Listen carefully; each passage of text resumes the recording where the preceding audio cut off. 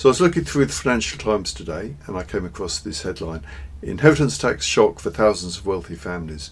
Very dramatic, but what's it all about?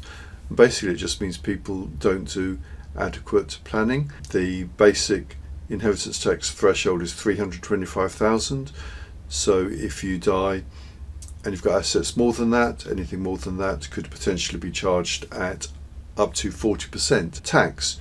So that's a lot of money that your descendants are going to lose out on, and all that could have been avoided if you'd taken the right sort of action earlier, which would mean basically getting assets out of your estate preferably 7 years before you die, or at least over 3 years, because there's a sliding scale between 3 years and 7 years. We don't know when we're going to die, so the best is to take action as soon as possible.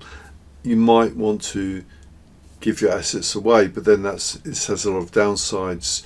You know, suppose you give your assets to your children, suppose you have a rift, or suppose they end up in a divorce and litigation and they could lose a lot of assets that way, or they could have financial problems for other reasons. It is a good alternative to start considering putting assets into a trust or pension fund, and then that would sit outside your estate, and then that wouldn't be taxed at 40% when you die.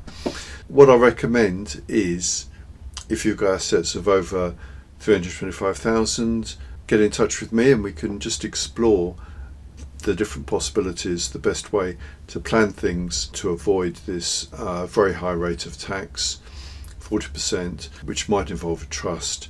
And obviously, the older you are, the more, and the richer you are, the more important this is.